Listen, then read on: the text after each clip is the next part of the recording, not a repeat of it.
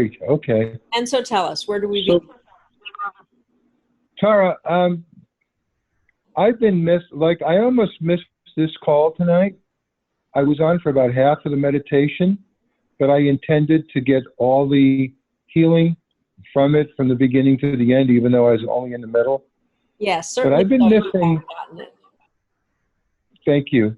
I've been missing appointments and haven't been able to sleep. And today I made a commitment to myself, and I'm going to have all sorts of holistic medical procedures done so I can get really well. And that Wonderful. And includes, so you will be interested in the conversation we had earlier with Kathy about the using the creator and destroyer energies. And so to re-listen to that, or that is exactly what you are dealing with.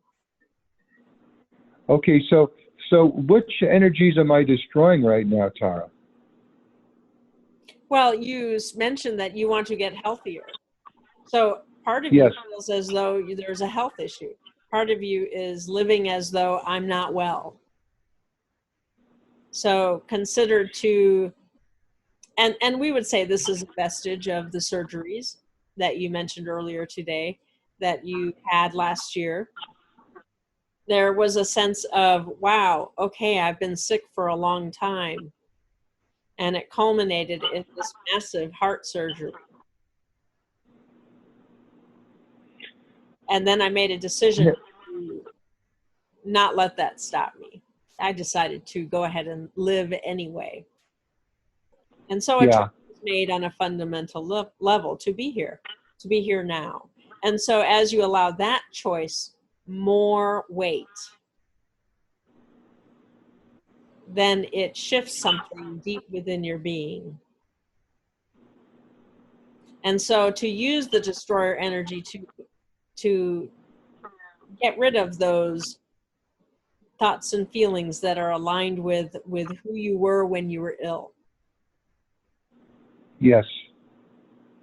So as you have luminous intent at your disposal, when you choose what you eat,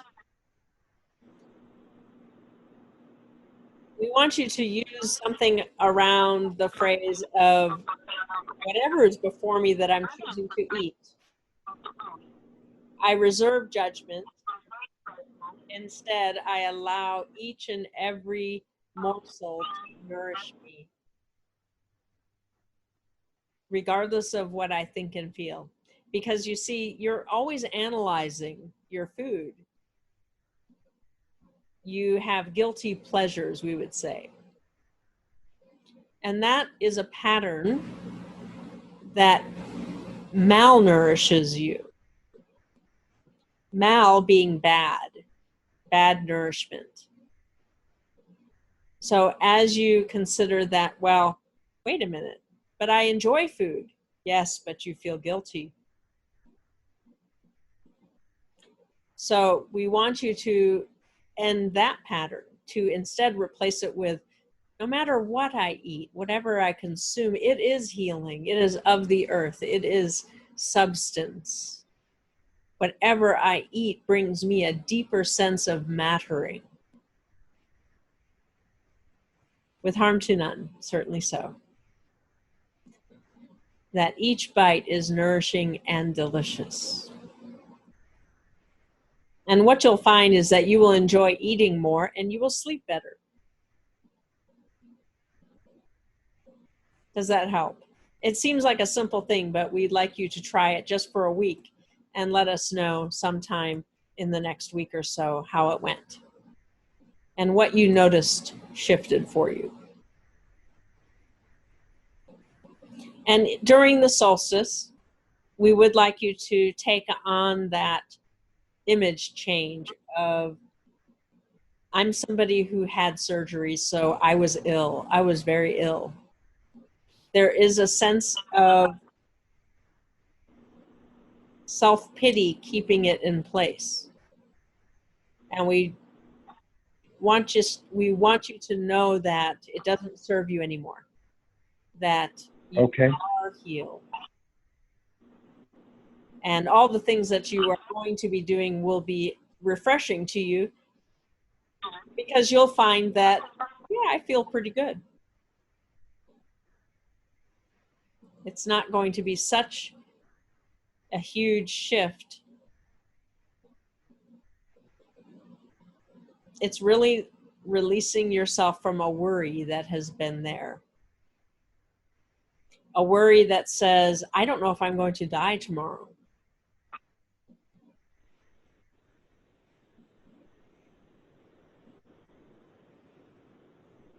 Does that make sense? Yeah. Can you maybe reflect on, why I'm missing things and why am I not aligned with doing things for myself that are going to make me better?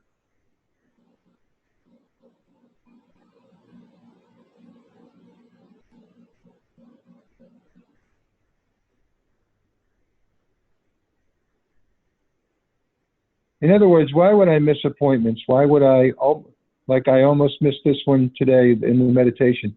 Why would I miss it? Well, you want to see, are you wanting to sabotage? Or are you putting someone else's needs before your own and that is exhausting you? Those are really the two arenas. So self-pity would definitely have you miss things that would make a difference.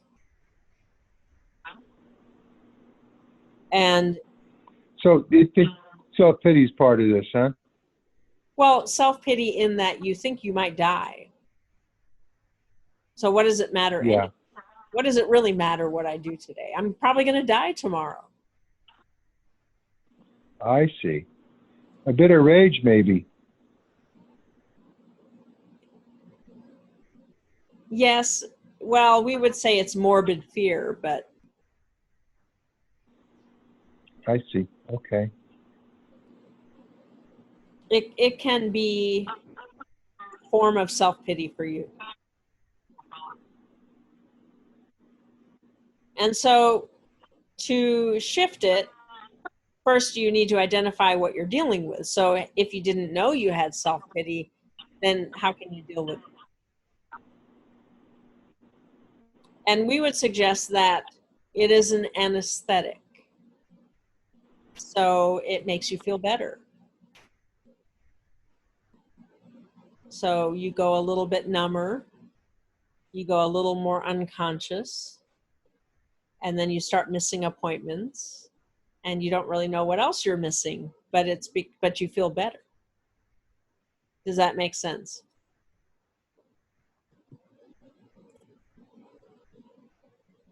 So we don't want you to think that, oh, well, the answer then is to feel intense pain or fear or whatever. No, that's not the answer. The answer is to address the lie that says, I'm going to die tomorrow.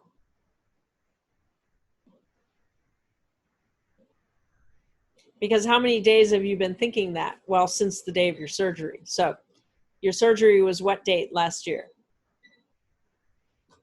And he's muted. And he won't unmute. That's all right. We'll keep talking. So let's say your surgery was in February of 2019 and you're now in June Yes. of 2020. Well, it's almost a year and a half that you've been thinking every single day, I might die tomorrow. Well, you should be pretty exhausted by now because you're reminding yourself you're living something every day that is a lie. So each day Yes. you live with trepidation instead of with joy. To that point, though, why is it a lie? Because he is or was sick and it's required a lot of stuff. So why would you say it's actually a lie? Is that potential? Well, the truth of the matter is each and every one of you could, at your soul's calling, lift out and move on. But when we say it that way, do you fear it? Do you worry about it? if you're developing a deeper relationship, more intimate relationship with soul, is it really a problem? But if you deny your soul a conversation about it, well, what do they know? I'm probably going to die. Then it's the negative ego that you're spending time with, you see. And that can be exhausting because you have to perpetuate the lie. You have to gather the evidence. You have to look for evidence. So what are you really paying attention to? Are you paying attention to the joy and the wonder and the beauty around you? Or are you spending 10 seconds on that and then 23 hours plus on verifying that, oh, I might be dying? We've talked about this with you, John, where if you get honest about what am I spending my attention on, what do I pay attention to, what is my intention behind that attention, and what are the actions I'm taking, and that then becomes your image. So, Francis, there's a choice to be made. Do you want your new image to be someone who's dying day by day? Or do you want your new image to be someone who's connecting with soul and feeling more and more alive and has more and more freedom and choice about when to exit the earth plane? Now, there are, for simplicity, I choose life. Yeah, I choose life, and I choose yes. joy, and a soulful joy. Yes. I choose that. Wonderful. And you thought you were choosing that, but we tell you underneath it was this worry, this doubt, this fear that's been eroding you. And so it's time to draw the line in the sand and say, no, that is not who I am. That was my past. That's my negative ego now telling me that's what's going to happen. And I can be free of that conversation, that hidden agenda.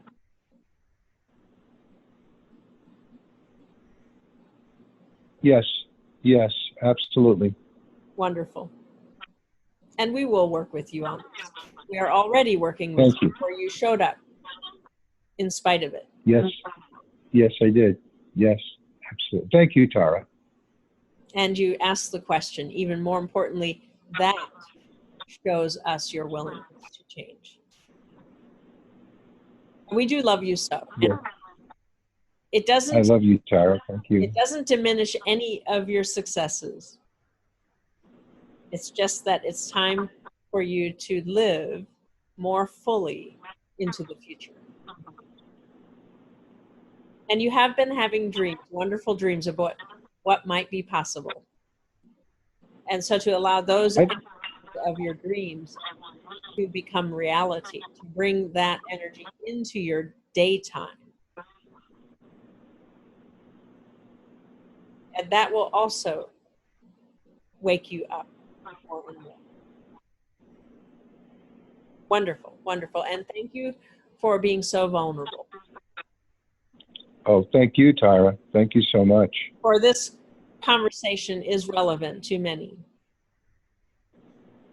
It is what's hidden that is often hard to get a hold of and acknowledge and change. When it is hidden, you can't do anything about it. But when it is revealed, suddenly you have access. You have choice, don't you? Yes. And so you have chosen. We heard you. Wonderful. Thank you, Tara. Certainly so. We love you so. We love each and every one of you so. And look forward to being with you again when the time is right, each week on Mondays, certainly so. And in between as well, when you call upon us. And so we go for now. As we bring Katharina back, we go with love and peace. Until next time.